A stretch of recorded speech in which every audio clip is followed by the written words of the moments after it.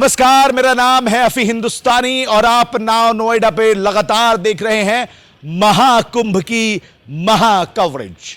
मेरे पीछे का नजारा देखकर शायद आप भी मंत्रमुग्ध हो गए हों और ये सोच रहे हों कि काश हम भी वहां पर होते। संगम, तीनों नदियों का मिलाप का पॉइंट, महाकुंभ की धरती और साधु संतों का आगमन, और इस धर्म नगरी और आस्था की डुबकी को देखने के लिए तकरीबन 40 करोड़ श्रद्धालुओं का आने का अनुमान। मेरे पीछे जगमगाती रोशनी से यह सराबोर इलाहाबाद या फिर प्रयागराज का वो शहर जहां आज महाकुंभ की तैयारियां जोरों पर हैं, ऑलमोस्ट अपने आखिरी पायदान पर पहुंच चुकी हैं। जहां मैं खड़ा हूं घाट पर, इस घाट से अगर आप नजारा देखेंगे तो बड़ा ही खूबसूरत नजर आएगा। यह शहर आपको जो दिखाई दे रहा है यह मेन शहर नहीं है, यह तंबुओं का वो इलाका है या फिर वो परिसर है जहां पर तंबू लगे हुए हैं और आज इन तंबुओं ने इस इलाहाबाद और प्रयागराज के अंदर रोशनी बिखेर रखी है। यही आज प्रयागराज लोगों की जुबान पर है और यही रोशनी प्रयागराज की पहचान बन चुकी है। आइए, संदीप ओझा मेरे साथ, मेरे संपादक, मेरे साथी, मेरे सहयोगी संदीप ओझा हैं। थोड़ी बात करेंगे और समझेंगे महत्व को और इन तमाम चीजों को। संदीप ओझा, बहुत बहुत स्वागत हमारे चैनल में आपका। नमस्कार। अभी इस वक्त हम लोग जहां पर मौजूद हैं, ये नैनी का अरेल घाट है। ठीक है। उस पॉइंट पर कैमरा फोकस करना उधर, वहां पर जो मेरे पीछे आप लाइट की चादरें बिछी हुई देख रहे हैं, दुधिया रोशनी में जो नहाया हुआ शहर देख रहे हैं, ये है तंबुओं का शहर। यहां से करीब करीब 1 से 1.5 किलोमीटर यमुना की दूरी है। यानी हम अभी गंगा के ऊपर हैं, गंगा जी के ऊपर। हम लोग अभी यमुना नदी के ऊपर हैं। हम यमुना के ऊपर, यमुना नदी है। और थोड़ा सा फोकस करना, नजदीक आना। आइए, थोड़ा सा इधर निकल और नजदीक आओ। आइए आइए, दिखाइए थोड़ा। 50 या 100 मीटर की दूरी पर आपको दिख रहा होगा एक नाव। ये यहीं से शुरू होता है संगम। मतलब ये जो आपको खंबे नुमा डंडियां दिख रही हैं, इसके राइट हैंड साइड, जिस साइड से मैं खड़ा हूं, इधर से राइट हैंड साइड अगर देखेंगे तो वो है गंगा नदी। और लेफ्ट हैंड साइड में, और जिसके ऊपर अभी मैं खड़ा हुआ हूं, क्योंकि ये एक जल विभाग की जल पुलिस का वोट है जहां पर हम लोग खड़े हुए हैं, इसके लेफ्ट हैंड साइड में और इसके नीचे यमुना नदी बह रही है। ये अरेल घाट है। सामने अगर आप नजर डालेंगे, जो रोशनियों से नहाया हुआ है, उधर फोकस करिएगा। एक ये अकबर का किला है। ये दूधिया रोशनी से नहीं है, बल्कि इसकी रोशनी अलग है। इसकी रोशनी अलग है। ये है अकबर का किला और यहीं से शुरू होता है। अच्छा, इस अभी हम आए यहाँ पर क्यों, हमारा पर्पस क्या था? यहाँ पर पहली बार, मतलब महाकुंभ से पहले घाट बनाए गए। अच्छा, हमें पूरी जानकारी नहीं है कि अभी कितने घाट है, क्योंकि हमें आए हम लोग 35 घाट, तकरीबन 35 घाट।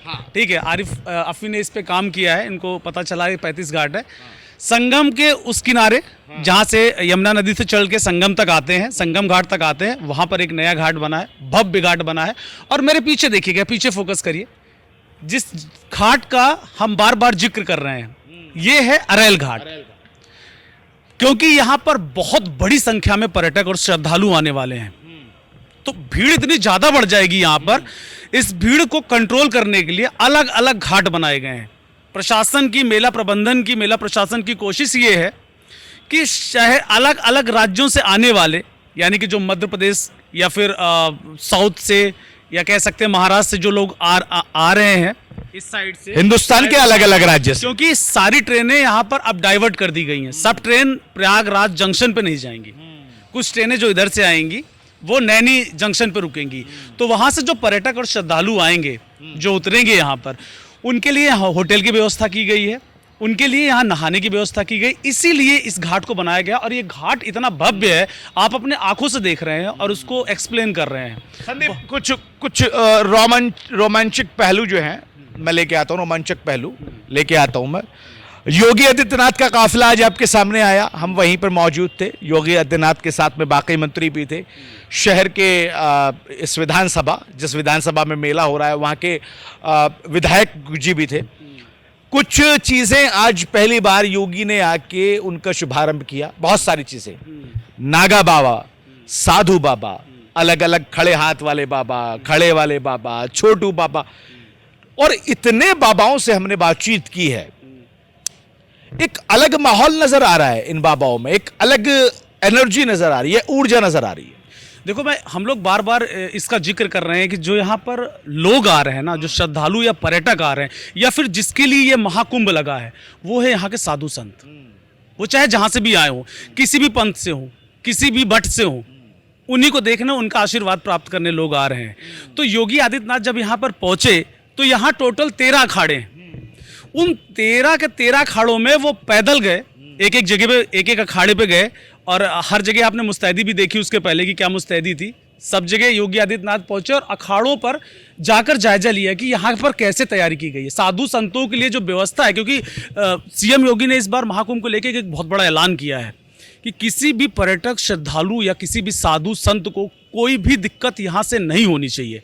तो मेला प्रशासन पूरा इसका ख्याल रख रहा है। खुद सीएम योगी आदित्यनाथ आज यहाँ पर पहुंचे हैं और 2 दिन तक यही रुकने वाले हैं। तो हालांकि इस पे राजनीति हो रही है, लेकिन ठीक है, अब थोड़ा सा राजनीति से परे हट के आते हैं। एक सवाल, क्योंकि आज हमने वोटिंग की थी, आपको याद होगा, और एक रिपोर्ट भी पेश की थी।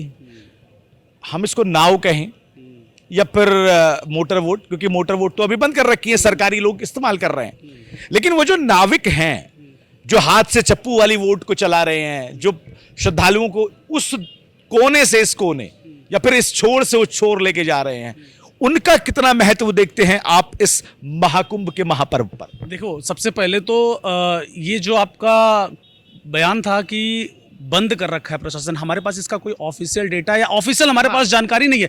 जैसे कुछ केवटों ने, कुछ नाविक ने हमें बताया कि हम लोगों ने ये मांग किया था कि जो मोटर वोट है उसकी परमिशन ना दी जाए, क्योंकि कुछ लोग तो खरीद सकते हैं, ज़्यादातर लोग उसको खरीद नहीं सकते।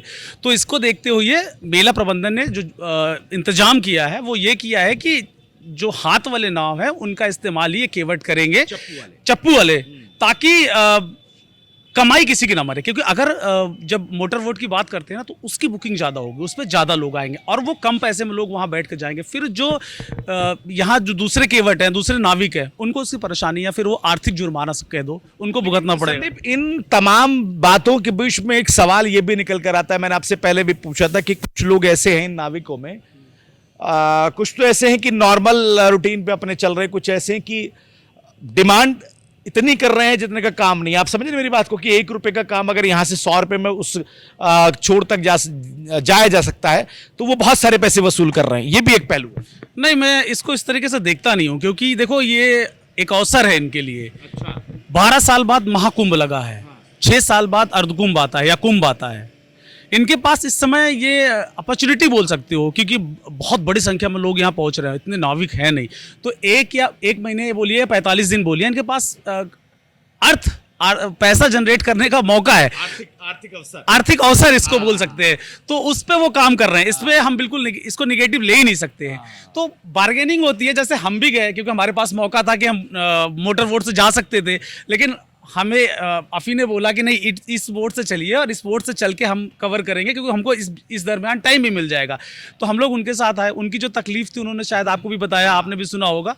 तो ये अवसर है, इसको अवसर के रूप में। एक चीज और दिखाता हूं आपको, थोड़ा सा आइएगा। देखिए यहाँ पर एक वोट आपको नजर आएगी, मोटर वोट है, इस पे यूपी पुलिस सिक्योरिटी हेडक्वार्टर लिखा हुआ है, जहां पर हम खड़े हुए हैं। और यहाँ पर अगर आप लाइव जैकेट की बात करें या एनडीआरएफ टीम की बात करें, यूपी पुलिस की बात करें, तो मोटर वोट पे ही बैठ के ये तमाम चीजें जो है यहाँ पर सेटल की जा रही हैं। और सबसे बड़ी बात यह है कि लाइव जैकेट का इस्तेमाल इस बार किया जा रहा है, जो रिमोट से कंट्रोल हो रही है। क्योंकि अगर वहां पर फॉर एग्जाम्पल ऐसा ना हो कि कोई डूबता हुआ पाएगा, दुर्घटना घटे, तो फिर उसको रिमोट से कंट्रोल करके लाइव जैकेट को उस तक पहुंचाया जा सके। ये एक बहुत बढ़िया और लाजवाब कदम है। एक चीज जो आपने उस दरमियान जब आप रिपोर्टिंग कर रहे थे यमुना नदी के ऊपर नाव पे, तो एक चीज और आपने देखा होगा, पूरे दिन जब श्रद्धालुओं की संख्या बहुत ज़्यादा होती है, स्नान करने लोग बहुत बड़ी संख्या में आते हैं, तो हमने जो देखा हम वही चीज़ बता रहे हैं।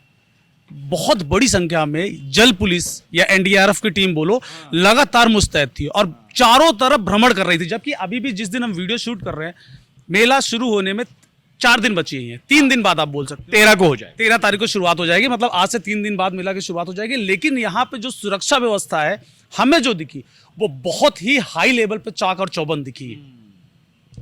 ठीक है संदीप, तो ये घाट के बारे में हमने बात कर ली, पुलिस के बारे में, सुरक्षा के बारे में और संगम के बारे में बात करी। एक नई रिपोर्ट लेके आएंगे कुछ देर के बाद में, दर्शकों को दिखाएंगे, क्योंकि थोड़ा थोड़ा दिखाते ही रहिए ताकि लोग देखते रहें और समझते रहें। समझना जरूरी है। सभी पहलू को हमारी जो कोशिश है, नाव नोएडा की जो कोशिश है कि महाकुंभ के जितने भी रूप हैं वो सारे रूप आप तक पहुंचे।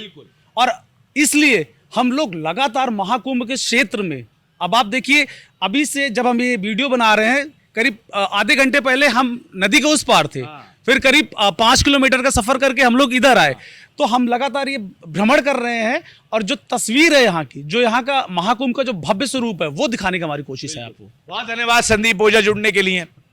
नाव नोएडा की महाकवरेज महाकुंभ को लेकर लगातार चल रही है और आप देख रहे होंगे जहां पर हम खड़े हुए हैं ये नजारा कितना खूबसूरत आपको दिखाई दे रहा है। सुरक्षा के चाक चौबंद इंतजाम किए हुए हैं, एनडीआरएफ की टीम मुस्तैद है, पुलिस मुस्तैद है, पैरामिलिट्री मुस्तैद है, पीएसी मुस्तैद है, यहां तक कि एआई का भी यहां पर इस्तेमाल किया गया है। श्रद्धालुओं के आने का तांता लगातार चल रहा है, लगातार श्रद्धालु तांते में आ रहे हैं और हर चीज यहां पर फिलहाल परफेक्ट चल रही है। योगी आज आए हैं, कल भी यहां पर रहेंगे, मुआयने करते रहेंगे। 13 को शुभारंभ होगा, मेले की शुरुआत होगी, महाकुंभ की शुरुआत होगी। तो आप लगातार महाकुंभ की महाकवरेज नाव नोएडा पर देखते रहिए। प्रयागराज के इस घाट से संदीप ओझा के साथ अफी हिंदुस्तानी, नाव नोएडा के लिए, और मेरे कैमरा पर्सन हैं यादव जी।